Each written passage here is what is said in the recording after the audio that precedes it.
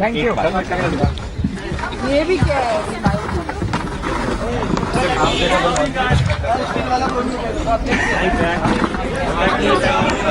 आज हमें आम आदमी पार्टी का मैनिफेस्टो रिलीज करते हुए बहुत हर्ष हो रहा है, लेकिन सबसे पहले मैं ये कहना चाहूंगा कि ये मैनिफेस्टो एक आवाज नहीं आ रही है?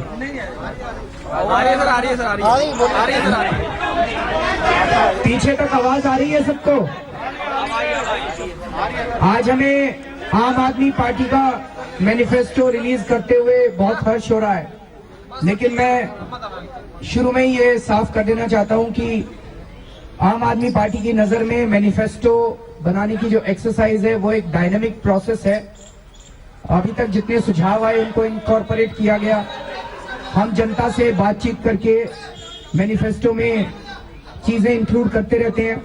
आने वाले समय में भी और नई समस्याएं हमारी नजर में आएंगी या कोई अच्छे सुझाव आएंगे तो उनको भी हम समय समय पे इंक्लूड करके और आप लोगों को बताते रहेंगे। हाँ दोस्तों, आपको सबको पता है आम आदमी पार्टी का गठन क्यों हुआ था। आम आदमी पार्टी देश में भ्रष्टाचार के खिलाफ जो सबसे बड़ा आंदोलन हुआ अभी तक का, उसमें से आम आदमी पार्टी का गठन हुआ था। जन लोकपाल बिल के लिए हुआ था, भ्रष्टाचार के खिलाफ हुआ था। देश एक भ्रष्टाचार मुक्त भारत का सपना लेके हुआ था। तो भ्रष्टाचार मुक्त भारत का सपना पूरा करना आम आदमी पार्टी का सबसे बड़ा लक्ष्य है। और मैं ये भी कहना चाहूंगा कि देश को भ्रष्टाचार से मुक्ति दिलाने की शायद और कोई भी पार्टी उस पोजीशन में नहीं है कि भ्रष्टाचार मुक्त भारत की बात भी कर सके, क्योंकि दूसरी पार्टियां अभी तक जब जब सत्ता में आई उन्होंने जो जो समझौते किए, उन समझौतों की वजह से उन पार्टियों में आज ऐसे इंटरनल कंट्राडिक्शंस पैदा हो चुके हैं। उनकी लीडरशिप आज कई ऐसे लोगों के हाथ में है कि वो भ्रष्टाचार से देश को मुक्ति दिलवा ही नहीं सकते। भारतीय जनता पार्टी येडियुरप्पा को, निशंक को, श्री रामुलु को, ऐसे ऐसे बाबूलाल बुखारिया को, पुरुषोत्तम सोलंकी को, ऐसे ऐसे लोगों को टिकटें दे के, ऐसे ऐसे लोगों को एमएलए और एमपी रख के भ्रष्टाचार मुक्त भारत की बात कर ही नहीं सकती है। उसी तरह से कांग्रेस पार्टी ऐसे ऐसे लोगों को, कपिल सिब्बल, चिदम्बरम, नवीन जिंदल, शरद पवार, ऐसे ऐसे लोगों को अपने साथ रख के भ्रष्टाचार मुक्त भारत की बात कर ही नहीं सकती है। आज आम आदमी पार्टी है जो भ्रष्टाचार मुक्त भारत के लिए सतत प्रयास कर रही है। और दिल्ली के अंदर हमने करके दिखाया। दिल्ली में 49 दिन की सरकार थी और हम लोग नहीं कह रहे, ये कुछ अखबार वालों ने सर्वे करवाए।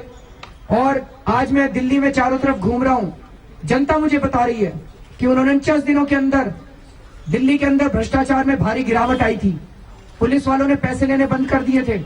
दिल्ली के अंदर उन दिनों में नगर निगम के लोगों ने पैसे लेने बंद कर दिए थे, दलालों ने पैसे लेने बंद कर दिए थे, कई डिपार्टमेंट से दलाल भाग गए थे। 65 साल में कांग्रेस भ्रष्टाचार से मुक्ति नहीं दिला पाई। जहां जहां बीजेपी की सरकार रही, आज नरेंद्र मोदी जी को गवर्नेंस के लिए बहुत बड़ा मसीहा माना जाता है, विकास पुरुष कहा जाता है, लेकिन गुजरात के अंदर एक भी काम बिना पैसे के नहीं होता है। आपको ड्राइविंग लाइसेंस चाहिए तो 5,000 रुपए लगते हैं गुजरात में। आपको अगर तलाटी की नौकरी चाहिए तो 10 लाख रुपए लगते हैं। हर चीज के रेट फिक्स हैं। तो जो बीजेपी गुजरात में 12 साल में नहीं कर पाई और कांग्रेस देश के अंदर 65 साल में नहीं कर पाई, आम आदमी पार्टी ने दिल्ली के अंदर वो 49 दिनों के अंदर करके दिखा दिया। आम आदमी पार्टी की करप्शन के प्रति जीरो टॉलरेंस है। तो भ्रष्टाचार हमारा सबसे बड़ा मुद्दा है।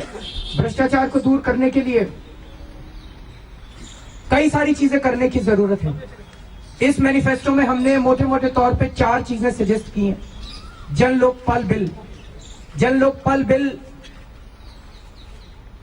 चपरासी से लेकर प्रधानमंत्री तक उसके दायरे में आने चाहिए। अगर कोई भ्रष्टाचार करे तो there should be certainty and swiftness of punishment. उसको सजा मिलनी चाहिए, जल्दी मिलनी चाहिए और निश्चित तौर पे मिलनी चाहिए, सजा मिलनी चाहिए उसको।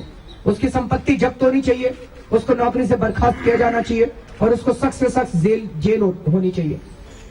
सिटीजन चार्टर होना चाहिए कि हर काम के लिए समय सीमा निश्चित हो, उतने समय में अगर वो काम नहीं करता अधिकारी तो उसकी तनख्वाह काटी जाए, जो कि नागरिक को मुआवजे के रूप में दिया जाए। दूसरी चीज, हमें टेक्नोलॉजी को इस्तेमाल करना होगा। जैसे आप लोगों को पता है, पहले रेल रिजर्वेशन में कितना भ्रष्टाचार होता था, लेकिन टेक्नोलॉजी के आने से वो कम हुआ। उसी तरह से हम टेक्नोलॉजी को इस तरह इस्तेमाल करके पारदर्शिता ला सकते हैं और बहुत सारी इंफॉर्मेशन वेबसाइट पे डाल सकते हैं, ई टेंडरिंग कर सकते हैं। तो टेक्नोलॉजी का भारी इस्तेमाल करने से भ्रष्टाचार में कमी आएगी। हमारे देश में जानबूझ के ऐसी ऐसी पॉलिसीज बनाई गई है ताकि बिजनेसमैन को, ट्रेडर्स को, इंडस्ट्रियलिस्ट्स को एक्सप्लॉइट किया जा सके, उनसे पैसा वसूली, हफ्ता वसूली, महीना वसूली की जा सके।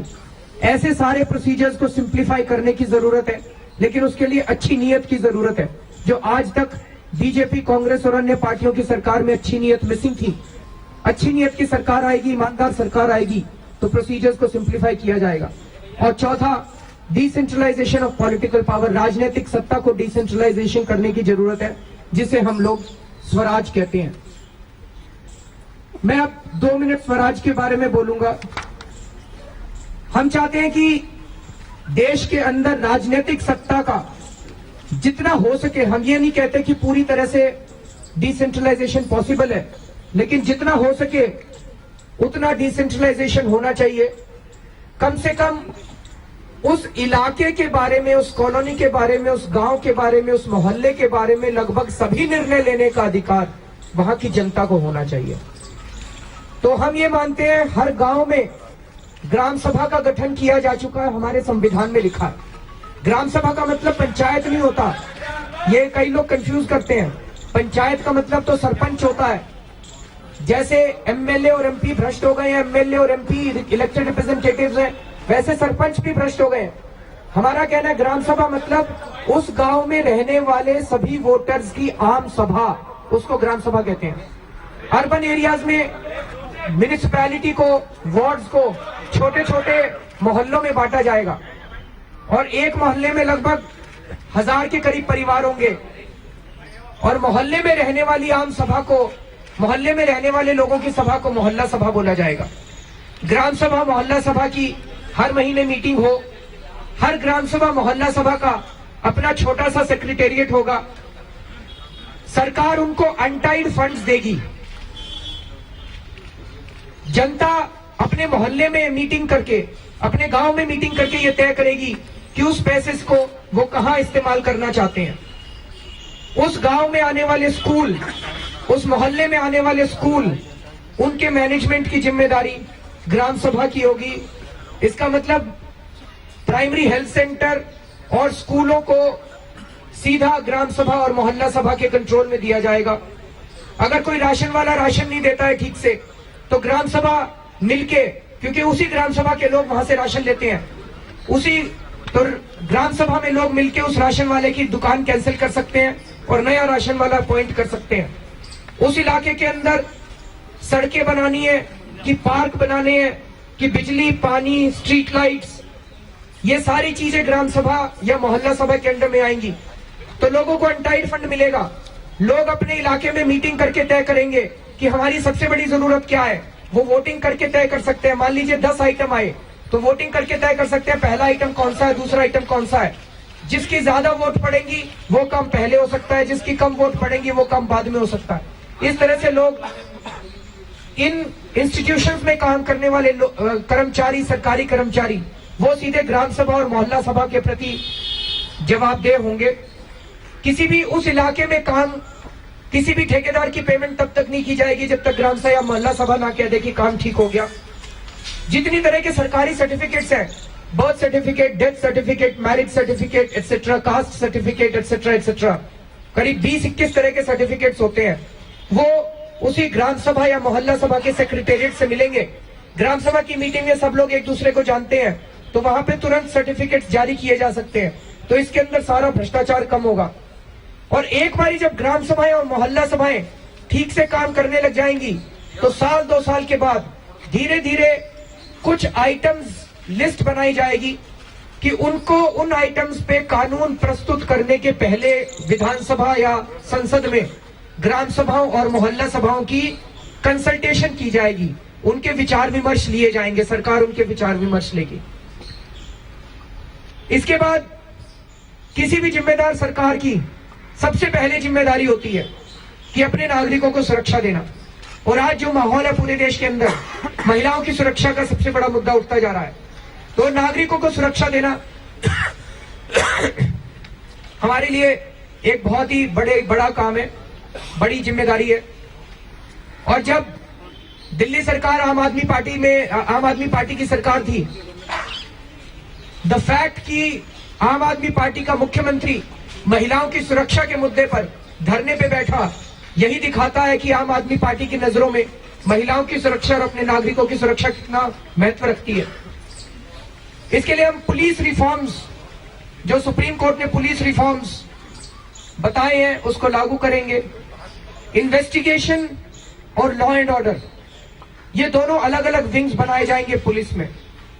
पुलिस की जिम्मेदारी, जवाबदेही किस तरह से, कितनी हद तक जनता के प्रति सीधे हो सकती है, ग्राम सभाओं और मोहल्ला सभाओं के प्रति हो सकती है, इसके ऊपर खाका तैयार किया जाएगा। पुलिस की इंटरनल अकाउंटेबिलिटी भी फिक्स करने के तरीके निकालने पड़ेंगे। दिल्ली पुलिस सीधे दिल्ली सरकार के कंट्रोल में आए, लुटियन जोन छोड़ के। इसके बाद थानों के अंदर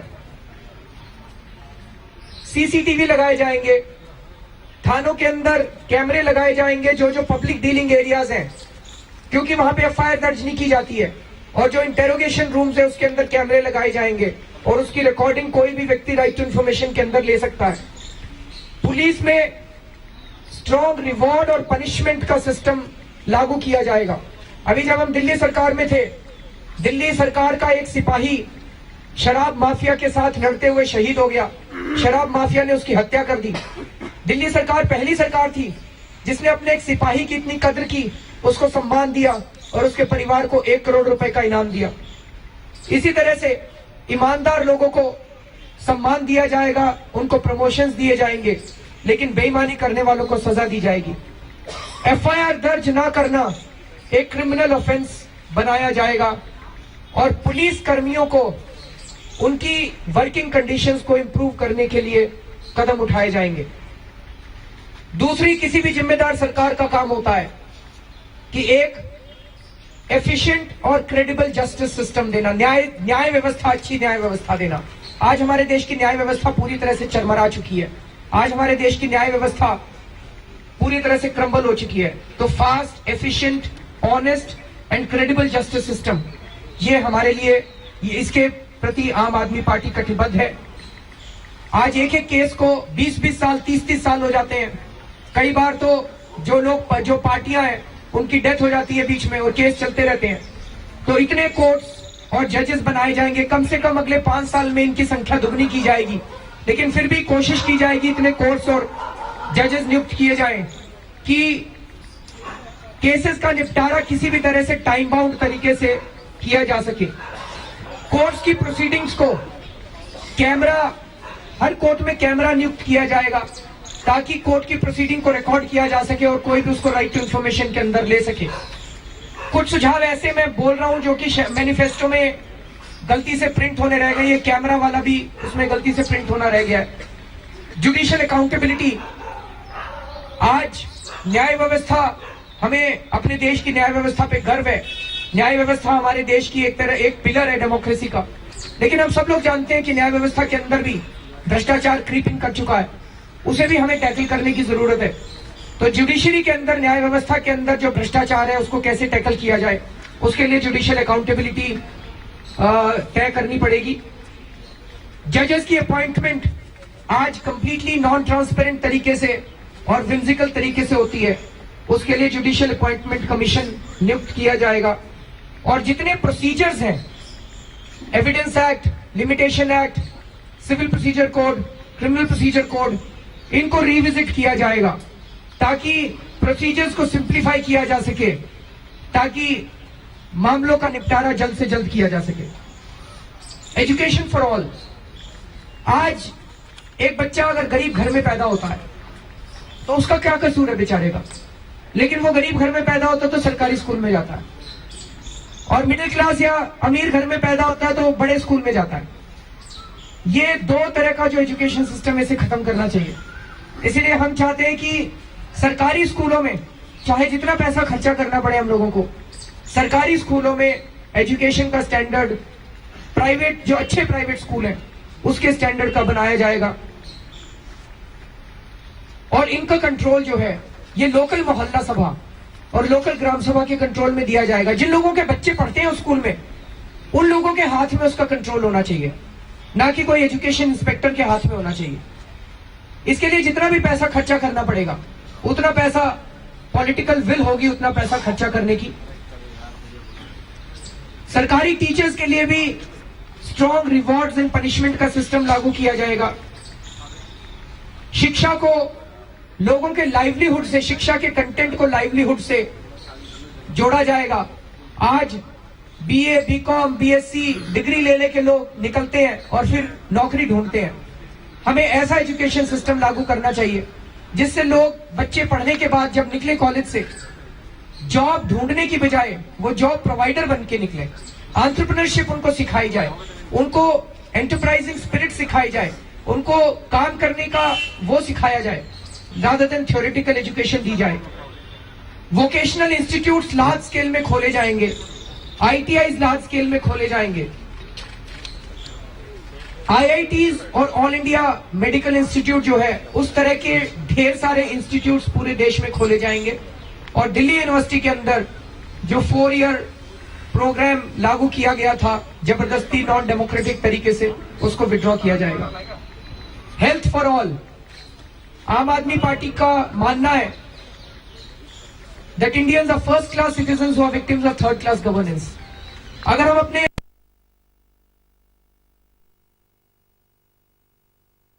ले सकता है।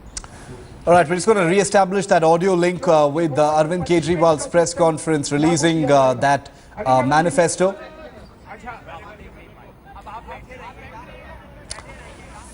Several promises that have been made. It's a two-front war that the Aam Aadmi Party, remember, is fighting alongside its pitch in Delhi. On the one hand, several promises that the Aam Aadmi Party, through Arvind Kejriwal and its senior leaders, has been making for quite some time now.